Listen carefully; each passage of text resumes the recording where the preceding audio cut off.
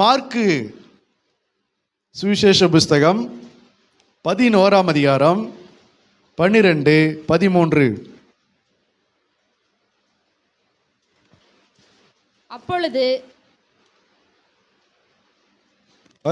அப்பொழுது இயேசு எருசலேமுக்கு வந்து தேவாலயத்தில் பிரவேசித்து எல்லாவற்றையும் சுற்றி பார்த்து சாயங்காலம் ஆன பொழுது 12 பேரும் கூட பெத்தானியாவுக்கு போனார்.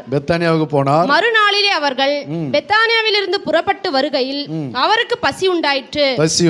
அப்பொழுது இலைகள் உள்ள ஒரு அத்தி மரத்தை தூரத்திலே கண்டு அதில் ஏதாகிலும் அகப்படுமோ என்று பார்க்க வந்தார். இலைகளுள்ள ஒரு அத்தி மரத்தை தூரத்திலே கண்டு அதில் ஏதாகிலும் கனிகள் அகப்படுமோ என்று பார்த்தார். அத்திப்பழ காலமா இராதபடியால் அத்திப்பழ காலமா இராதபடியால் அவர் அதனிடத்தில் வந்தபொழுது அதில் இலைகளை அல்லாமல் வேறொன்றையும் காணவில்லை. வேறு எதுவும் அதுல இல்லை. மூன்றாவது ஒரு அத்திமரம் சொல்லப்படுகிறது. இந்த அத்திமரம் இலைகளை அல்லாமல் வேறொன்றும் அதில் என்ன இல்லை, காணப்படவில்லை. அப்படின்னா என்ன அர்த்தம்? இலைகள் நல்ல பசுமையா இருக்கிறது, பார்ப்பதற்கு மரம் நல்ல தழைத்து பசுமையா இருக்கிறது, செழிப்பா இருக்கிறது. ஆனா உள்ள போய் கிட்ட போய் பார்த்தா அந்த மரத்துல என்ன இல்லை, கனிகள் எதுவுமே கிடையாது. அல்லேலூயா. இந்த அத்திமரம் என்பது அது ஒரு சில குடும்பம், அது சில மனிதர்கள், சில விசுவாசிகள். என்ன அப்படின்னா, வெளியில பார்க்கறதுக்கு எப்படி இருக்குது, நல்ல செழிப்பா இருக்கிறது, நல்ல தழைத்தோங்கி இருக்கிறது, நல்ல பசுமையாய் காணப்படுகிறது. தூரத்திலிருந்து பார்க்கும்போது நல்ல பசுமையா இருக்கிறது. ஆனா கிட்ட போய் பார்த்தா அதில் இடத்துல இலைகளை அல்லாமல் வேறொன்றும் இல்லை. அல்லேலூயா. வெளியில பார்த்தா நல்ல பிரம்மாண்டமா இருக்கிறது, வெளியில பார்த்தா நல்ல செழிப்பாய் காணப்படுகிறது, தூரத்திலிருந்து பார்த்தா நல்ல ஒரு மரமாய் காணப்படுகிறது, நல்ல ஆடம்பரமான ஒரு மரமாய் காணப்படுகிறது, ஒரு பிரம்மாண்டமான ஒரு வாழ்க்கையாய் காணப்படுகிறது, நல்ல செழிப்பாய் நல்ல தழைத்தோங்கினது போல காணப்படுகிறது. ஆனா கிட்ட போய் பார்த்தா என்ன கிடையாது, அதுல கனிகள் இல்லை. அல்லேலூயா.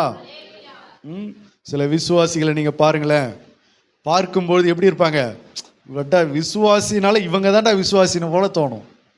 ஒரு சபைக்கு எப்படி போகணும்னா இவங்கள மாதிரி தான்டா போகணும்னு தோணும். ஆனா உள்ள போய் பார்த்தா, கிட்ட போய் பார்த்தா என்ன இருக்காது, கனிகள் இருக்காது, ஒரு ஜப வாழ்க்கை இருக்காது, ஒரு வேத வாசிக்கிற வாழ்க்கை இருக்காது, ஒரு தேவனுக்கு பயப்படுகிற பயம் இருக்காது, ஒரு கர்த்தருக்குரிய எந்த காரியமும் அவங்க இடத்துல என்ன பண்ணாது, காணப்படாது. அல்லேலூயா. இப்போ நீங்கள் பாருங்க, 7 வார்த்தை பேசக்கூடிய நாட்கள் வருது இல்லையா, குட் ஃப்ரைடே அன்னைக்கு பாருங்க, ஒவ்வொரு சபைகள்லையும் பிரித்து விடுவாங்க ஆளுங்களை. என்னத்துக்கு? 7 வார்த்தை பேசுறதுக்கு. நீங்கள் எந்த வார்த்தை பேசுகிறீங்க, இவங்க எந்த வார்த்தை பேசுகிறாங்க, அந்த அக்கா எந்த வார்த்தை பேசுகிறாங்க, இந்த அம்மா எந்த வார்த்தை பேசுகிறாங்க, எல்லாம் பயங்கரமாக அப்படி அந்த ஒரு வாரத்துக்கு எப்படி இருக்கும், நல்லா பிரம்மாண்டமாக இருக்கும். அதுக்கப்புறம் ஒரு வார்த்தையும் அதுக்கிட்ட இருக்காது. பூரா வர்றது பூரா என்ன வார்த்தையாக தான் இருக்கும், கெட்ட வார்த்தையாக தான் இருக்கும். அப்போ வெளியில் பார்ப்பதற்கு பிரம்மாண்டமாக தழைத்து நல்ல செழிப்பாய் காணப்படுகிறது. கிட்ட போய் பார்த்தா என்ன கிடையாது, கனிகள் கிடையாது. நிறைய வாலிப பிள்ளைகள் ஸ்டேஜில் ஏறி, சர்ச்சில் ஸ்டேஜில் மைக்கை பிடிச்சி முன்னாடி நல்லா பாட்டு பாடுறாங்க. ஆனால் வீட்டில் அவங்க சொந்த வாழ்க்கையில் பார்த்தீங்கன்னா சினிமா பாட்டு காணப்படுகிறது, கனிகள் இல்லை. தனிப்பட்ட வாழ்க்கையில், அந்தரங்க வாழ்க்கையில் கனிகள் இல்லை. அவர்களிடத்துல சினிமா பாடல் காணப்படுகிறது. அல்லேலூயா. நீங்கள் யாரும் கவனிங்க, யோசிக்காதீங்க, நம்மளை தான் சொல்கிறாரோ பாஸ்டர் இல்லை. அநேக இடங்களில் பார்க்கிறத உங்களுக்கு நான் சொல்லுகிறேன். நிறைய வாலிப பிள்ளைகளும் சரி, வயதானவர்களும் சரி, விசுவாசிகளும் சரி, அவங்க ட்ரெஸ் பண்ணிட்டு சர்ச்சுக்கு போகிறத பார்க்கணுமே, அவங்க ட்ரெஸ் பண்ணிட்டு ஒரு மீட்டிங் அட்டன் பண்ணுறதை பார்க்கணுமே. அந்த பைபிள், பாட்டு புஸ்தகம், நோட்டு, டைரி, பேனா, தண்ணி, டிஃபன் பாக்ஸு பூராத்தையும் வாரின்னு போவாங்க. ஆனால் ஜபமே கிடையாது வாழ்க்கையில். அவங்க போடுற முக்காடு என்ன, அவங்க பயன்படுத்துகிற அந்த எல்லா ட்ரெஸ்ஸு, அவங்க பயன்படுத்துகிற எல்லா பைபிள்லாம் பார்த்தா சூப்பராக இருக்கும், பாட்டு புஸ்தகம்லாம் பார்த்தா அருமையாக வச்சுருப்பாங்க. ஆனால் ஜப வாழ்க்கை இருக்காது, பரிசுத்த வாழ்க்கை கிடையாது, தேவனுக்கு பயப்படுகிற நீதியின் வாழ்க்கை கிடையாது, நல்ல மனசாட்சி கிடையாது, கர்த்தருடைய பாதத்தில் உட்காருகிற எந்த காரியமும் கிடையாது.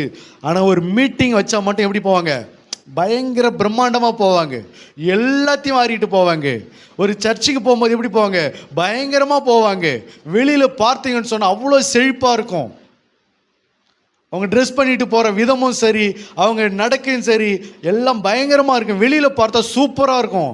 ஆனால் கிட்ட போய் பார்த்தீங்கன்னா ஒரு கனிகளும் காணாமல் போயிருக்கும். அல்லேலூயா. அப்போ இந்த மரம் கனிகளற்ற மரம், வெளியில் பார்க்கறதுக்கு செழிப்பாய் காணப்படுகிற மரம்.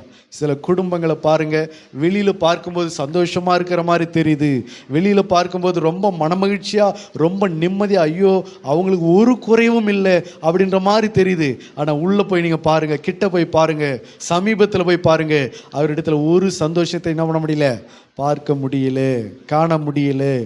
அல்லேலூயா. ஆகையினால இது வெறும் இலைகளை மாத்திரம் தருகிற மரம், இது ஆடம்பர மரம், இது கனிகளை தரக்கூடிய மரம் இல்லை.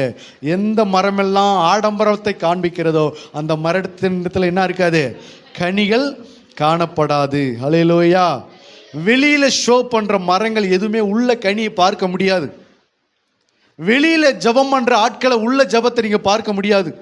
ஆண்டவர் சொன்னாரு, அவர்கள் வீதிகளிலும் தெருக்களிலும் என்ன செய்றாங்க, நின்று மனுஷர் காண வேண்டும் என்று ஜெபிக்கிறாங்க.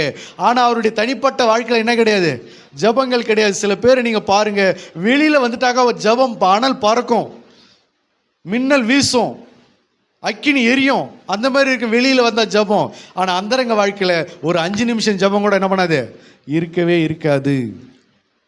அல்லேலூயா. சில தெருக்கூட்டத்துக்கு சுவிசேஷத்துக்கு நாங்கள் போவோம்.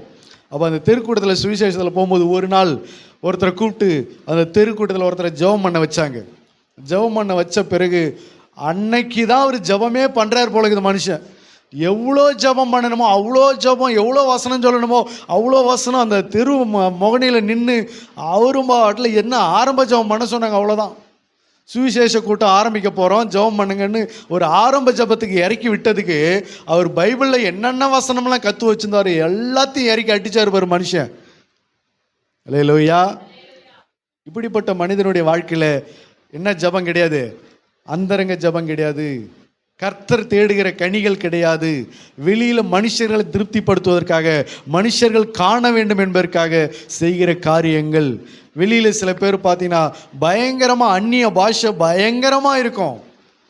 ஆனால் சொந்த அந்தரங்க வாழ்க்கையில் என்ன இருக்குது, தனிப்பட்ட வாழ்க்கையில் என்ன இருக்காது, தேவனோடு சஞ்சரிக்கிற வாழ்க்கை இருக்காது. கனிகள் தரக்கூடிய கனிகள் நிறைந்த வாழ்க்கை காணப்பட முடியாது. வெளியில் பார்த்தீங்கன்னு சொன்னால் பேச்சு பயங்கரமாக இருக்கும். ஆமேன்னு சொல்கிறது என்ன, அல்லேலூயா சொல்கிறது என்ன, பைபிள் வசனத்தை கோடிட்டு அதை சொல்கிறது என்ன, இதெல்லாம் வெளியில் பயங்கரமாக இருக்கும். ஆனால் உள்ளே பார்த்தீங்கன்னா ஒன்றும் இருக்காது. வெளியில் பார்த்தீங்கன்னா பரிசுத்தமாக இருக்கிற மாதிரி தெரியும், ஆனால் உள்ள பரிசுத்தம் இல்லை. வெளியில் பார்த்தா நீதியை போல தெரியுது, உள்ள நீதி இல்லை. வெளியில் பார்த்தா ஒழுங்காக இருக்குது, எல்லாம் உள்ள பார்த்தா ஒழுங்கு இல்லை. இப்படிப்பட்ட கனிகளை தராத இந்த மரங்கள் தான் இந்த அத்தி மரம். வெறும் இலைகளை மாத்திரம் தரக்கூடிய மரம் இந்த மரம். அல்லேலூயா. கர்த்தர் எதிர்பார்த்த கனிகள் அங்கே இல்லைன்னு சொன்னால் அந்த மரமும் என்ன செய்யப்படும், வெட்டி போடப்படும், அந்த மரம் சபிக்கப்படும். இது முதற்கொண்டு ஒருவனும் உன்னிடத்தில் ஒரு கால் என்ன செய்ய முடியாது, கனிகளை புசிக்க முடியாது என்று சொல்லி, இதுதான் மாய்மாலமான வாழ்க்கை. தூரத்தில் இலைகளை காண்பிச்ச, ஆனால் சமீபத்தில் தேடும்போது என்ன இல்லை, கனிகள் இல்லை. இது மாய்மாலமான வாழ்க்கை. வெளியில் பார்க்கும்போது பயங்கரமாக இருக்கிறது, பிரம்மாண்டமாக இருக்கிறது, ஆனால் சமீபத்தில் அந்தரங்கத்தில் ஆவிக்குரிய வாழ்க்கையில் என்ன கிடையாது, கனிகள் இல்லாத ஒரு வாழ்க்கை. ஹல்லேலூயா. இந்த மாதிரி மரத்தையும் கர்த்தர் என்ன செய்யறதில்ல, விரும்புவது இல்லை. கனி கொடுக்காத மரம் ஒன்று அதுவும் வெட்டப்படுகிறது. கனி கொடுக்காம வெறும் இலைகளை மாத்திரம் வைத்து ஏமாத்தி கொண்டு வருகிற மரம் அது. வெறும் இலைகளை மட்டும் வச்சுக்கிட்டு கடைசி வரைக்கும் அது என்ன செய்யும், ஏமாத்திக்கிட்டே இருக்கும், சுத்திக்கிட்டே இருக்கும். பார்க்குறவங்களாம் அந்த இலைகளை கண்டு ஏமாந்து போயிடுவாங்க. கிட்ட போய் பார்த்தா என்ன இல்லை, கனிகள் கிடையாது. அந்த மரமும் சபிக்கப்படக்கூடிய மரம். ஆகவே அந்த மரத்தை போல என்ன செய்யக்கூடாது, இருக்கக்கூடாது. அல்லேலூயா. நல்ல மரம் நல்ல கனிகளை கொடுக்க வேண்டும். அப்போ நீங்களும் நானும் கர்த்தர் எதிர்பார்க்கிற பிரகாரமாக நல்ல மரமாக இருந்து என்ன கொடுக்கணும்? நல்ல கனிகளை கொடுக்கணும். மரமாக இருந்து கனிகளை கொடுக்கறது மட்டுமல்ல, அதில் நன்மை தரக்கூடிய கனிகளை மட்டும்தான் கொடுக்கணுமே தவிர அதில் என்ன கனிகள் இருக்கக்கூடாது? தீமைக்குரிய கனிகள் இருக்கக்கூடாது. இதில் நீங்கள் எந்த மரமாக இருக்கிறீர்கள் என்பதை சிந்திச்சு பாருங்க. நன்மை செய்கிற நான் என் கையாலே தீமை செய்கிறேனா? திராட்சை தோட்டத்தில் நாட்டப்பட்ட நான் திராட்சை தோட்டத்தையும் சேர்த்து கெடுக்கிறேனா கனி கொடுக்காம? குடும்பத்தில் இருக்கிற நான் குடும்பத்தையும் சேர்த்து கெடுக்கிறேனா? அல்லது வெளியில் என்னை பசுமையாக காண்பித்து கொண்டு உள்ள நான் கனியற்றுக்கா வாழ்ந்து கொண்டிருக்கிறேனா? இப்படிப்பட்ட ஆவிக்குரிய காரியங்களை நம்ம சிந்தித்து பார்த்து கர்த்தரிடத்தில் நாம் கனி கொடுக்கும்படிக்கு என்ன செய்யணும்? ஆண்டவரிடத்தில் ஒப்பு கொடுக்க வேண்டும். அவர் அதிக கனிகளை கொடுக்கும்படிக்கு அவர் சுத்தம் செய்கிற தேவனாக இருக்கிறார். அல்லேலூயா. கொஞ்சம் கனிகளை கொடுத்தாலும் அதிக கனிகளை கொடுப்பதற்கு அவர் நம்ம என்ன செய்கிறாரு? சுத்தம் பண்ணுகிற தேவனாக இருக்கிறார். அல்லேலூயா. ஆகவே கர்த்தர் எதிர்பார்க்கிறது மிகுந்த கனிகளை, ஆவியின் கனிகளை, கர்த்தருக்கு புசிக்க தகுந்த கனிகளை, கர்த்தர் எதிர்பார்க்கிற கனிகளை கொடுப்பதற்காக தான் நம்ம ஏதேன் தோட்டத்தில் நாட்டியிருக்கிறார், திராட்சை தோட்டத்தில் நாட்டியிருக்கிறார், கர்த்தருடைய சபையில் நாட்டியிருக்கிறார். ஆகையினால நாம் நாட்டப்பட்டவர்களாக நாம் இருப்போம் என்று சொன்னால் கர்த்தருக்கு உரிய கனிகளை என்ன செய்யணும்? கொடுக்க வேண்டும். கர்த்தர் நம்மை ஆசீர்வதிப்பாராக. ஆமேன்.